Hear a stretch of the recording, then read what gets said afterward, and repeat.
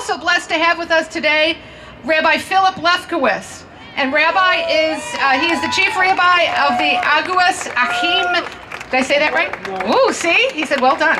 The Aguas Achim North Shore Congregation in Chicago. And he's the founding chair of the Legislative Committee of the Chicago Rabbinical Council. Rabbi Lefkowitz has been a leading voice within the Jewish community, speaking out in opposition to the HHS mandate since it was issued earlier this year. Rabbi Lefkowitz's article, Why Jews Ought to Side with the Catholic Church, appeared in the Jewish Star. Please welcome Rabbi Lefkowitz.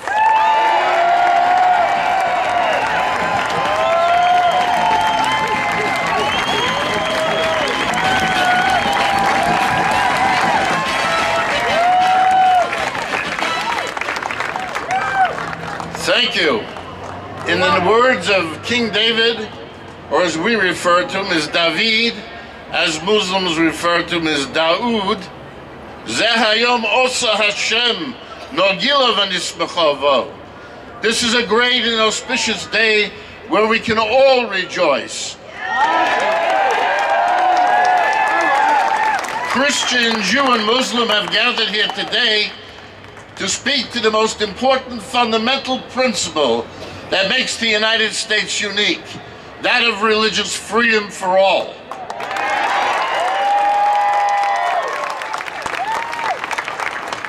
When our great country celebrated its centennial, the people of France gave us a wonderful gift, a majestic statue that held a torch up high, the torch of religious freedom. It was decided to place that statue on an island in Upper New York Bay, then called Bedloe's Island, now Liberty Island. But the French required that we, the American citizens, erect the pedestal. Efforts were made to raise the money to build that very pedestal, and they were not very well received. By 1883, there was a tremendous dilemma. This great and wonderful gift was given, and we are not building the pedestal. And so a committee was established to find ways and means by which to influence the people to be exuberant about this wonderful gift. One of the people approached was Emma Lazarus, a New York Jew whose family came to this country when New York City was still a Dutch colony. She wrote a wonderful little sonnet which helped raise fortunes of money. And later, when the pedestal was erected and the Statue of Liberty was established, that little sonnet was placed upon a wall in that very pedestal. It's entitled The New Colossus. Not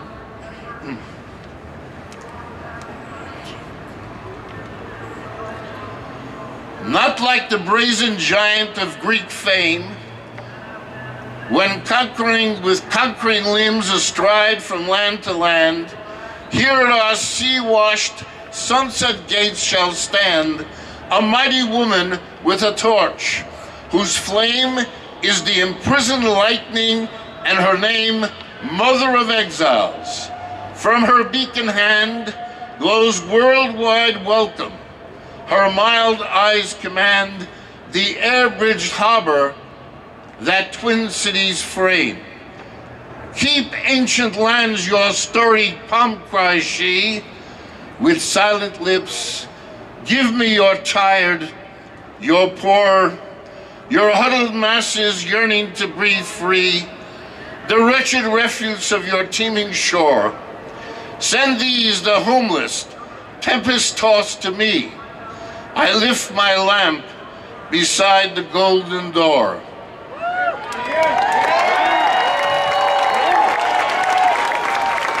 And that statue had particular meaning for the Jewish community. For upon the death of Tsar Alexander II in 1881, a series of pogroms, organized massacres of Jews, raping and pillaging Jewish communities in the tens of thousands, spread throughout Russia. Jews were left running and fleeing for their lives with nowhere to go. A few years after the statue was established, my great-grandparents saw that beautiful torch from afar, from Iași in Romania, and they came to America. My grandfather's first cousin entered the United States Cavalry and was a colonel in the cavalry during the Spanish-American War.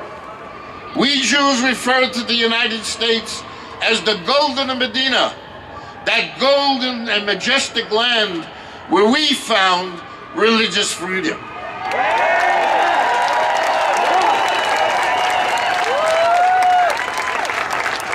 I was most moved by a recent statement by the U.S. bishops entitled "Protecting Conscience."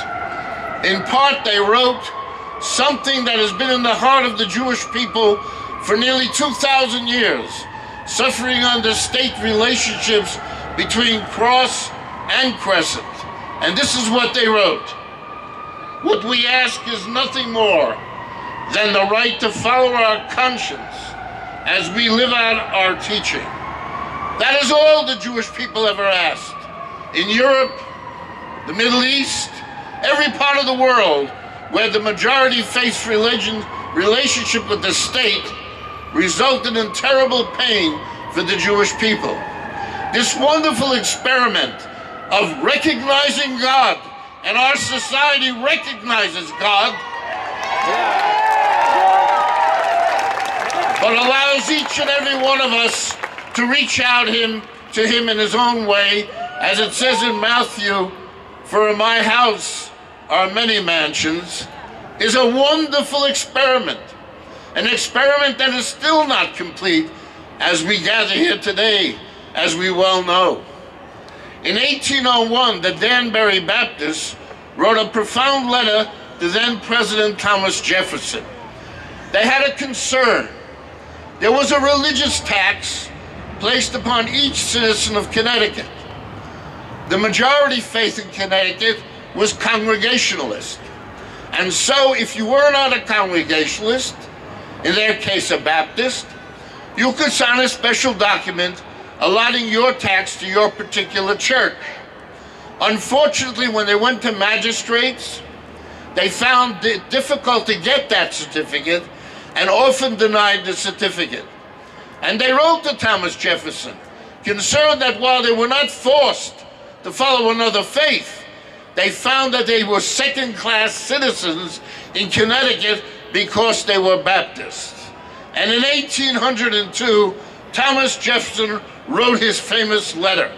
In part it says, "Believing with you that religion is a matter which lies solely between man and his God, that he owes account to none other for his faith or his worship, that the illegitimate powers of government reach actions only and not opinions, I contemplate with sovereign reverence the act of the whole American people, which declared that their legislature should, quote, make no law respecting an establishment of religion or prohibiting the free exercise thereof, thus building a wall of separation between church and state."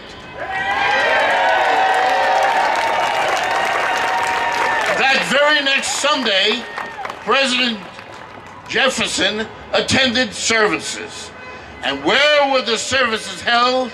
In one of the largest Christian churches then in the United States, holding services in the hallowed halls of the Congress of the United States. If this doesn't clearly demonstrate that the wall of separation of church and state is not to protect the state from the church, but to protect the church from the state, I don't know what else does.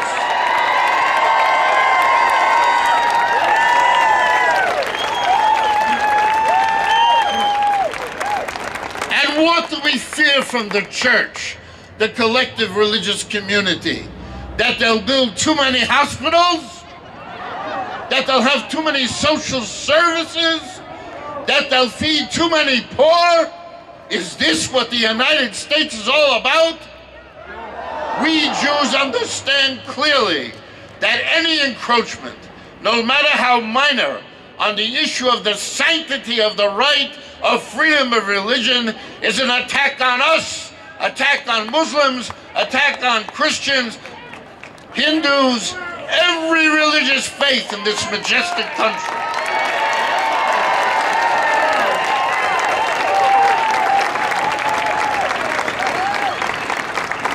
At their annual meeting of the Rabbinical Council of America, just a few weeks ago, they passed the following resolution. Let me share it with you as my closing remark. Whereas the Rabbinical Council of America stands united with Americans of all faiths in supporting freedom of religion. God's making it difficult. He turned the page. Maybe I spoke too much. Okay, I got it back. Whereas in January of 2012, a new Department of Health and Human Services regulation under the Affordable Care Act mandated certain minimum health insurance coverage requirements that most employers must provide to their employees. And whereas many religious groups were concerned that these requirements would require some employers to violate the injunctions of their religion, therefore the Rabbinical Council of America commends the Catholic Church and other religious organizations for raising issues of concern on this matter, and commends the President and his administration for considering and responding to citizens' concerns with said regulations. And finally, as I turn the page,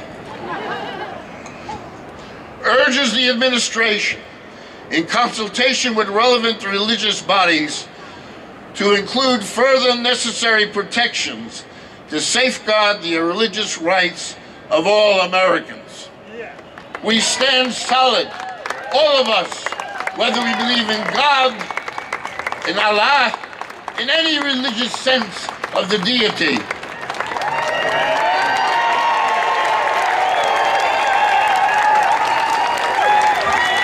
And finally, I want to extend to you greetings from my dear friend, Father Richard Simon, who is on his program right now. Ask your father, who couldn't be here today, but ask that I tell you that he's here in spirit and prays with all of you that our country, blessed by God, as no other country has been blessed by God in the history of mankind, recognizes the deity and recognizes the right of every single individual to talk to his Maker in any language and any manner he or she wishes. God bless you all.